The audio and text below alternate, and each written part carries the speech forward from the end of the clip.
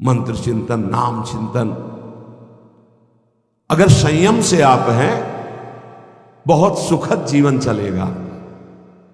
ये सब गेम आदि जितने, ये व्यर्थ, इसमें क्या मिला आपको? और जलन, अच्छा जीत गए तो क्या मिला, और हार गए तो क्या मिला? कुछ नहीं। अगर उतने समय आप नाम जप कर रहे हैं, नाम कीर्तन कर रहे हैं, मन को जबरदस्ती लगाओ। आप सोच रहे हैं कि हम अभी मन को थोड़ा मनोरंजन करके, ये थोड़े में नहीं संतुष्ट होगा, इसकी टांग पर शर्ती चली जाएगी। ये इतना आपको परेशान कर देगा कि शायद है कि आपसे भजन ही होना बंद हो जाए। बहुत सावधानी की जरूरत। ये खींचेगा आपको। थोड़ा यह देख लेते ना, इतनी देर पाठ करके आए हैं, कीर्तन करके आए, थोड़ा सा वो आपको बहुत लय अर्थात परमार्थ विमुख वृत्तियां पैदा कर देगा। और अधिक निद्रा और कम निद्रा दोनों लय को प्राप्त कराएंगे। जैसे आपके शरीर की आवश्यकता 5 घंटे नींद से पूरी हो जाती है, फिर आपके किसी भी दिनचर्या में आलस्य प्रमाद नहीं होना चाहिए, एकदम फिट।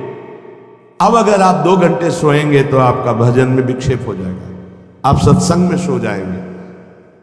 इतना कम नहीं और इतना अधिक नहीं कि आपका स्वभाव ही बन जाए सोना, इतना कम भी नहीं कि आपकी साधना में वो नींद परेशान करे। और एक नियमावली से सो लिया और फिर कट्टरता पूर्वक नींद से लड़े, ये लय से बच जाएंगे। और कोई भी व्यसन करना ये लय का कारण बन जाएगा। कोई भी नशा नहीं होना चाहिए। सिद्ध बनने की कोशिश न करे कि अमुक संत तो अमुक अमुक, उनकी स्थितियां हैं। साधक को चाहिए कोई भी व्यसन नहीं होना चाहिए। इसीलिए लिखा, महापुरुषों के जो आचरण उनके उपदेश से मिलते हो वही करने चाहिए। सब आचरण अनुकरणीय नहीं होते, वो जो आदेश कर रहे हैं उतने से ही। जब भगवान शंकराचार्य जी ने मछली खा ली तो कुछ शिष्यों ने खा ली कि गुरुजी ने खा लिया। अब आगे गलता हुआ कांच पिया, अब उनकी हिम्मत नहीं थी। ऐसे किया तो मछली जिंदा निकल आई, उन्होंने ऐसे ऐसे किया तो सब वहां लीवर में पहुंच चुकी थी। जो उपदेश के अनुसार आचरण हो महापुरुषों के, वो अनुकरण किए जाते हैं। जो उनके उपदेश से आचरण न मिलते वो प्रणाम है आपकी महिमा। कोई भी व्यसन नहीं होना चाहिए उपासक के जीवन में। हमें लगता है बड़े धन्यवाद के पात्र है कोई उपासक, अभी तक तो एक भी नजर नहीं आया कि किसी भी तरह का कोई तंबाकू या किसी भी तरह का कोई मादक द्रव्य। तो धन्यवाद है कि बड़े कृपा पात्र हैं आप सब जन। जो गृहस्थी में उपासक हैं वो भी सावधान रहे, कोई भी व्यसन नहीं होना चाहिए। आपके अंदर जब नाम का व्यसन चढ़ेगा तो एक मादकता अपने आप चढ़ती है। अगर अन्य व्यसन करेंगे तो नाम निरंतर नहीं जपने। जिसके मुख में तंबाकू है, सिगरेट है, पान मसाला खाओगे, नाम नहीं चल पाएगा। तुम्हारी इतनी हिम्मत नहीं है कि रजोगुणी मुख में मसाला हो और तुम्हारी चित्तवृत्ति भगवदाकार हो। नहीं, कोई भी व्यसन नहीं होना चाहिए, तो लय से बच जाओगे। अति भोजन, मलबंध अर्थात कब्ज नहीं होनी चाहिए। वो अन्न नहीं पाना चाहिए जो पचने में परेशानी करता है। कोई भी प्रपंच की क्रीड़ा नहीं देखनी चाहिए, जिसे सीरियल, नौटंकी, नाटक, फिल्म आदि। और अधिक नींद और कम नींद दोनों नहीं होनी चाहिए। युक्त, जितने जीवन के लिए आवश्यक है उतनी नींद। और कोई भी व्यसन ना हो तो लय से बच जाओगे। दूसरा है विक्षेप। विक्षेप विषयों का होता है। यह अनात्म वस्तुओं के संयोग से सुख लेने की इच्छा बहुत जन्मों से यह संस्कार चला रहा है। आपके अंदर आएगा, काम भोग करने की इच्छा आएगी, नाना प्रकार के पदार्थों की इच्छा आएगी। इच्छा होती है, इसी को बंधन कहते हैं। इसी विक्षेप को जो जीत लेता है वो बंधन मुक्त हो जाता है। इच्छा का त्याग करना ही परमार्थ के पथिक का परम कर्तव्य होता है। इच्छाओं का त्यागी होना चाहिए। जा ही न चाहिए कबू कुछ। इच्छा त्यागी मतलब विक्षेप का त्यागी। यही विक्षेप पड़ता रहता है। विक्षेप है विषय प्रियता। अनात्म पदार्थों में सत्यत्व सुख बुद्धि ये विक्षेप है। उपासक अंदर से देख ले, ये विक्षेप क्रिया भले न हो लेकिन चिंतन होता है, इसका अस्तित्व बना रहता है। विक्षेप पड़ता रहेगा आपके जीवन में, आप अशांत रहेंगे, आप जलेंगे, आप खुद ऐसे आचरण करेंगे जो आपको बांध देंगे, आपको क्लेश पहुंचाएंगे, भजन साधना छूट जाएगी। ये चारों बहुत बड़े मतलब विक्षेप पहुंचाने वाले हैं। पहला लय और दूसरा विक्षेप। विषय प्रियता, विषय भोगों में सुख, सत्यत्व बुद्धि, इसका त्याग करना पड़ेगा। वैसे जब कभी आपका मन किसी विषय में जाए तो उससे बचने का उपाय बहुत जोर जोर से जल्दी जल्दी से नाम करना, तो वो संस्कार नहीं बना पाएगा। पर उस समय आप देखना, अगर आप नाम जप करें उसकी रफ्तार धीमी करके एकदम बंद करवा देगा, गाढ़ विषय चिंतन कराएगा और साधक सहयोग कर देता है मन को। फिर परेशान होकर के डोलता है घंटों, मेरा मन नहीं लगता, मेरा मन अशांत है, मैं क्या करूं, मेरा मन ऐसा, मेरा मन। तो दवा क्यों नहीं ली समय पर? जिस समय तुम्हारा मन विषय में गाढ़ चिंतन कर रहा था, उस समय तुमने चिंतन करने क्यों दिया? नाम कीर्तन क्यों नहीं किया? उस समय जोर जोर से कीर्तन क्यों नहीं किया? रफ्तार से कीर्तन क्यों नहीं किया? उसको अवसर क्यों दिया चिंतन का? हर विक्षेप की काट भगवत चिंतन है। उस समय चिंतन ना बने तो कीर्तन करो। उस समय किसी भी तरह विषय चिंतन का अवसर ना दो। हृदय जलाएगा, तुम्हें परेशान करेगा, पर तुम उस परेशानी से परेशान मत हो। यही सबसे बड़ी तपस्या है। जीत जाओगे, जीत जाओगे। नहीं, हरि गुरु बड़े कृपालु हो, बार बार तुम्हें वही सब देंगे, देख लो करके, देख लो क्या मिलेगा। फिर वही ज्वाला, फिर वही परेशानी, फिर वही चिंता। जितनी जल्दी तुम इच्छा रहित होगे, जीवन मुक्त हो जाओगे। इच्छा रहित होने का सीधा उपाय, जब आपका अंदर विषय चिंतन चल रहा है, नाम कीर्तन बहुत जोर से होना चाहिए। उसको अवसर मत दो चिंतन। विक्षेप का कारण ये भोगों के प्रति सत्यत्व बुद्धि, सुख बुद्धि है। कषाय,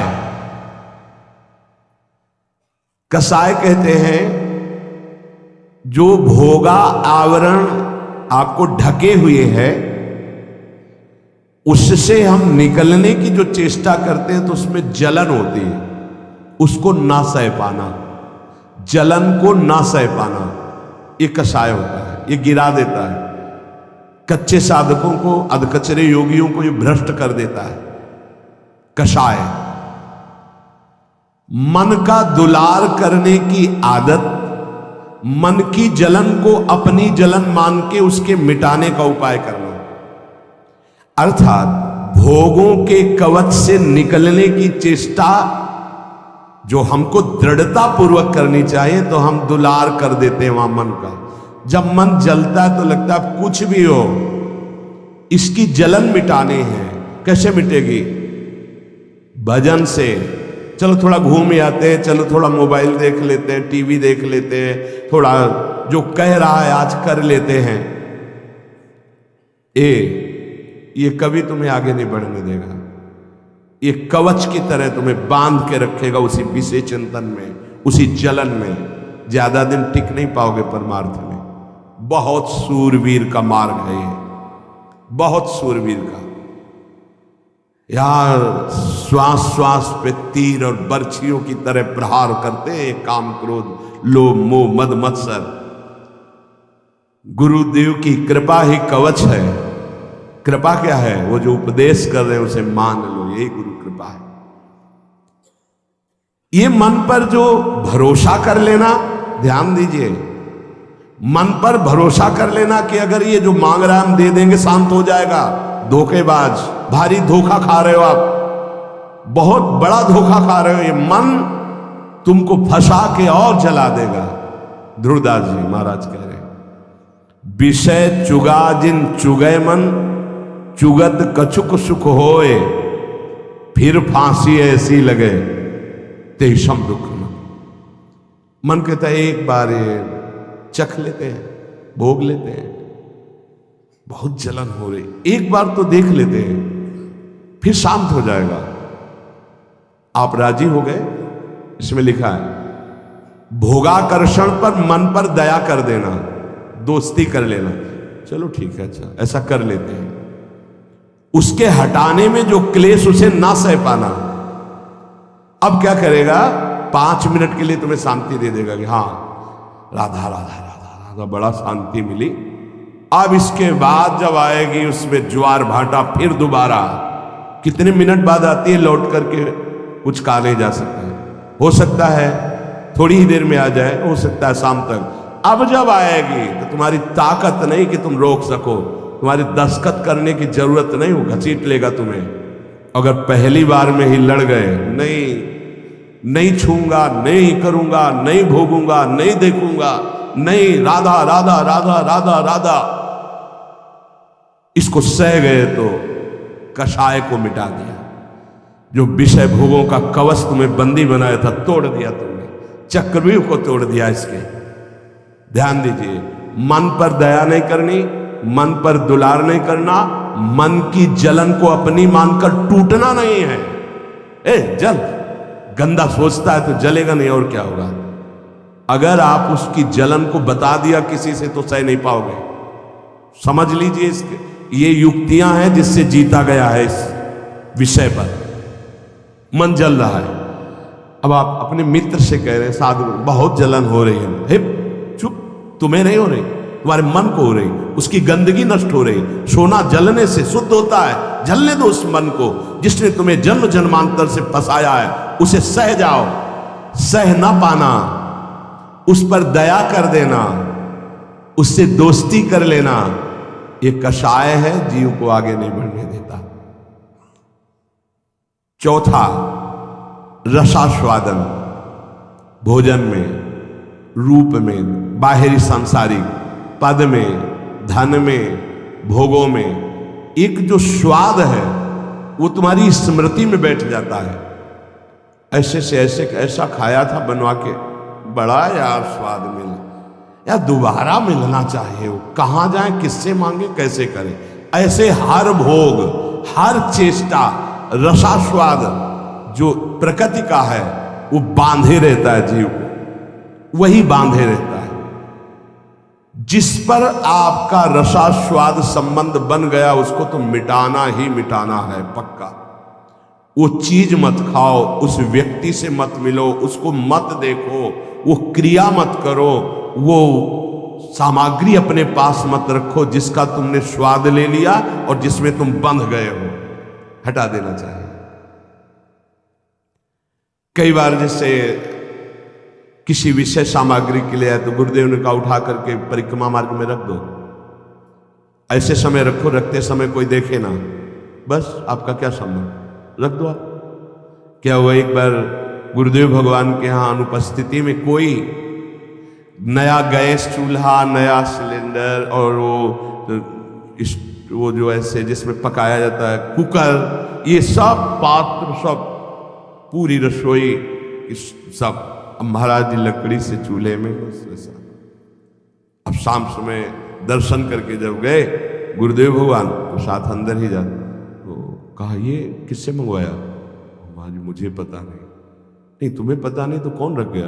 भाव ये भी महाराज जी मुझे पता, सत्य मानिए मुझे कोई पता नहीं। बोले उठाओ सब, परिक्रमा मार्ग में रखे, सब रख दिए परिक्रमा में।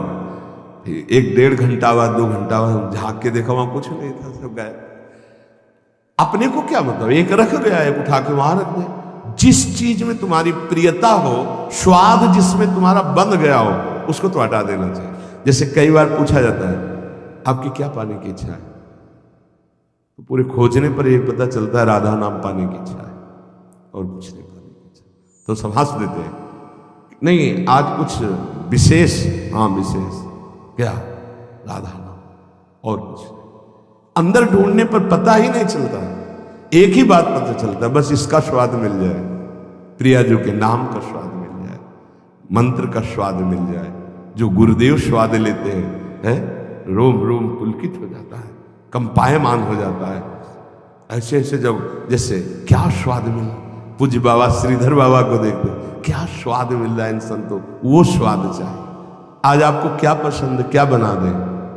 राधा नाम, चतुरासी जी सुना दो, सुधा निधि सुना दो, यही निकलना चाहिए।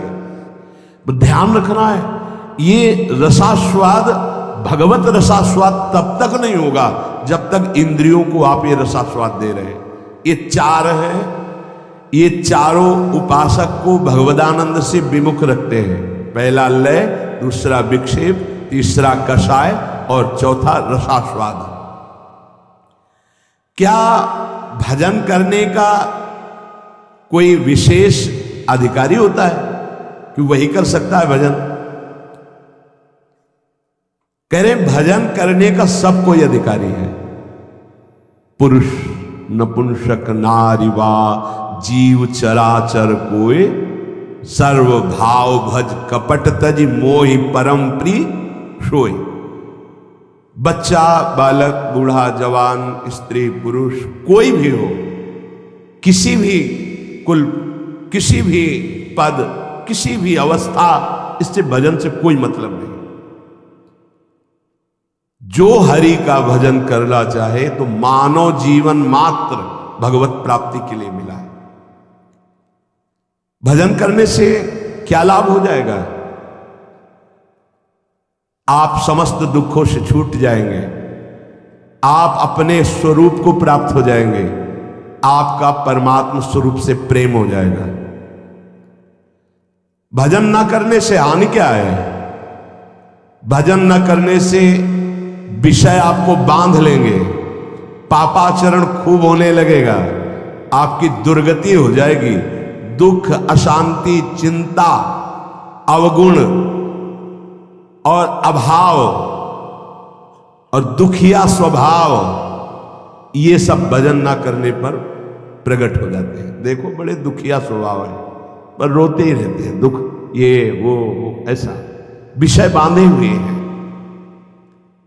महाराज पाप तो सबसे हो रहा है, फिर कहा गया पापवंत कर सहज स्वभाव भजन मूर्ते भाव न काऊ। तो उससे भजन कैसे बनेगा जब पाप बन गया है? भैया ये लाला बहुत कृपालु है, प्रभु बहुत कृपालु है। यदि तुम भजन की सोचोगे कि अब मुझे भजन करना है तो पाप नष्ट होना शुरू हो जाएगा। ये बड़े कृपालु हैं। अपिचेत सुदुराचारो भजते माम अनन्य भाग, साधुर्य समंतव्य सम्यक व्यवसिता हिस्सा। महान दुराचारी भी सोच ले कि भगवान की सिवा मेरा कोई कल्याण नहीं कर सकता, बस मैं उसे महात्मा बना दूंगा। जिसने इस संसार को बनाया वो बड़ा कृपालु है, करुणामय है। चिंता न करो, यदि तुमसे पाप बन गए हैं, भूल हो गई है, तो प्रभु का नाम जपने की सोचो केवल, तो पाप नष्ट होना शुरू हो जाएंगे। और नाम जब शुरू किया तो वो अवश्य, पर ध्यान रहे बहुत बड़ा स्टॉक जमा है पाप का। ये थोड़े दिन नाम जप करके अगर देखोगे कि ना तो नाम में मीठापन लग रहा है, ना नाम हमको सुख प्रदान कर रहा है लौकिक, ना हृदय में शांति, जलन बढ़ती जा रही, चुपचाप बढ़ाते जाना, नाम बंद मत करना। वो शुरू है पाप नष्ट होना। पूरे पाप नष्ट होकर जब हृदय निर्मल होगा तो नाच पड़ोगे, बीच में मत रुक जाना। बीच में जलन पैदा करेगा, बड़े अंदर आपको ऐसे लगेगा कि बहुत ऊबन हो रही, नाम नहीं करना और सब कुछ कर लेना, ये आपको मन प्रेरित करेगा, आप नाम पकड़े रहिएगा।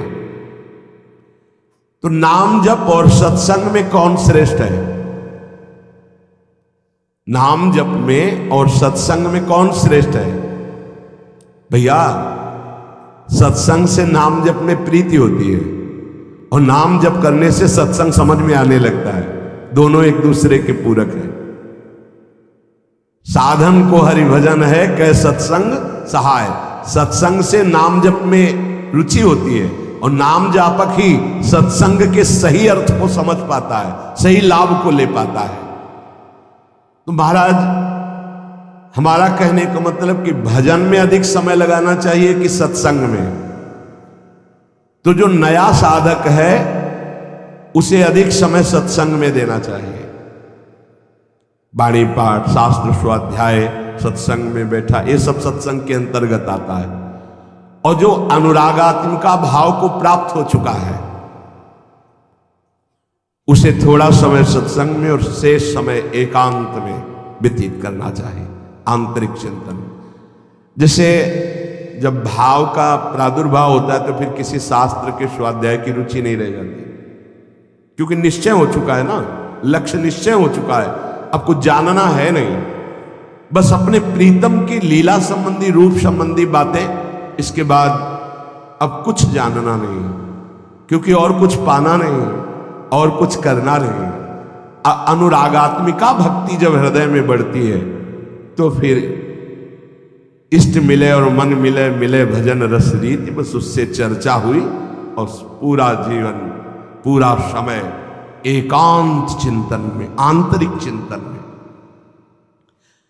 शास्त्र और लोक व्यवहार ये सब अनुरागात्मिका भक्ति वाले को फिर आगे चलकर रुचते नहीं है, कुछ अच्छा नहीं लगता। अगर ये सत्संग न करना हो तो समय ही नहीं है ना, इसके लिए अंतर की वृत्ति को छोड़कर बाहर आना पड़ता है। कोई शास्त्र, कोई लोक व्यवहार, ये सब उसके अंदर नहीं रह जाता जो अनुरागात्मिका भक्ति का उपासक होता है। जो प्रेम लक्षणा भक्ति का उपासक होता है, विविध शास्त्रों का स्वाध्याय करना, विविध प्रकार की वार्ता सुनना, ये उसका स्वभाव नहीं होता, उससे मन हट जाता है। बस आराध्य देव की वार्ता, आराध्य देव की सेवा, आराध्य देव का मंत्र, आराध्य देव का चिंतन, समिट गया। बाबा भजन करने में ये संचित कर्म बहुत बाधा देते हैं। क्या ये बात सही है कि जैसे भजन में लगे तो कहो इतनी प्रतिकूलता आ जाए, इतना दुख आ जाए कि आपका भजन छूट जाए? हां, भजन करने में संचित कर्म बाधा पहुंचाते हैं, पर दृढ़ता यदि है तो बाधा कुछ बिगाड़ नहीं पाएगी, आगे बढ़ जाएगा, बाधाएं नष्ट हो जाएंगी। प्रायः यदि गुरु वचनों पर दृढ़ नहीं है तो फिसल जाएगा और बाधा गिरा देगी। पूर्व के पाप, पारिवारिक मोह, विषय भोगों की इच्छा, कहो ऐसा अपमान का वातावरण कि तुम्हारा उपहास हो, तो लगेगा कब तक सहे, छोड़ो यार, वो बाधाएं उसे परास्त कर देंगी। बाबा कह रहे हां, भजन करने के लिए जब कोई कमर कसता है तो पूर्व संचित पाप बाधा डालते हैं, पर जिसका दृढ़ संकल्प हो गया है, पीछे कदम नहीं हटाना, इसमें ध्यान रखना, पीछे कदम नहीं हटाना, इतनी सीख ले लो, जितनी माला में पहुंचे उससे नीचे नहीं उतरना, जितना पाठ में पहुंच चुके उतना पाठ करना, जितना त्याग में पहुंच चुके उतना कदम मजबूत जमा लेना, पीछे मत हटना।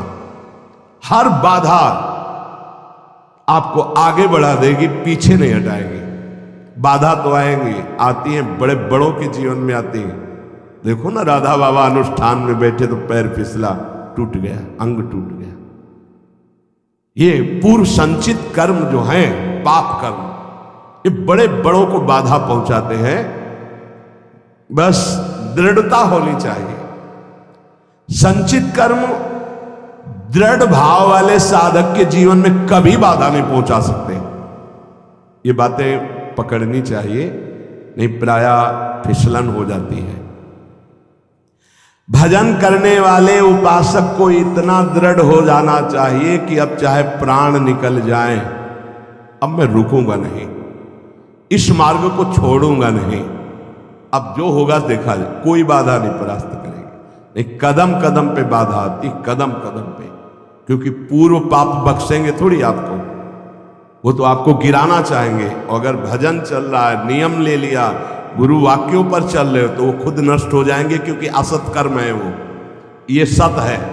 सत को कोई काट नहीं सकता, सत को कोई गिरा नहीं सकता, पर बाधा आएगी, रुकना नहीं है, झुकना नहीं है, टूटना नहीं है। पक्का ये रोज सत्संग में सुन रहे हैं, मानो आपको रोज वो युक्तियां मिल रही जिससे आप आगे बढ़े। इसमें दृढ़ता के लिए सबसे पहला सत्संग है। पर यह है कि कुसंग भी बहुत जोर का होता है। यद्यपि सत्य के आगे कुसंग क्या है, पर आपको परिणाम में अगर बताएं तो 10 साल का सत्संग और 10 दिन का कुसंग, इतना प्रभावशाली। तो आप कहेंगे फिर सत्य का इतना धीमे प्रभाव पड़ता है, इसलिए कि बहुत जन्मों से हमारी इंद्रियां और सब कुसंग में राजी रही है। जैसे इस बिल्डिंग को बनाने के लिए कितने महीने लगे होंगे, लेकिन इसको गिराने के लिए दिन चाहिए, केवल 1 दिन, 2 दिन, 3 दिन। बनने में वर्ष लगे होंगे। ऐसे ही साधना की ऊंचाई पर चढ़ने में समय लगता है, सत्संग की बातों को जीवन में उतारने में समय लगता है, लेकिन भ्रष्ट होने में नहीं होता। 5 मिनट में भ्रष्ट हो जाओ। सत्संग, सद्विचार रहना, दूसरा दृढ़ता का जो बाधा तुम्हें गिरा नहीं पाएगी। अब साधक के अंदर असद विचार पाए जाते हैं। ओखली पे सर रख दिया तो चोट गया, क्या गिनना। जब प्रभु के लिए जीवन अनंत जन्मों से भटक रहे हो, इसी में भटक रहे हो, बस समझ लो ये बाधा आई है तुम्हारे जीवन को बर्बाद करने के लिए। अगर लक्ष्मण रेखा से बाहर निकल गए तो मिट्टी में मिला देगी ये माया। मान लो प्रार्थना। अगर आप लक्ष्मण रेखा के अंतर्गत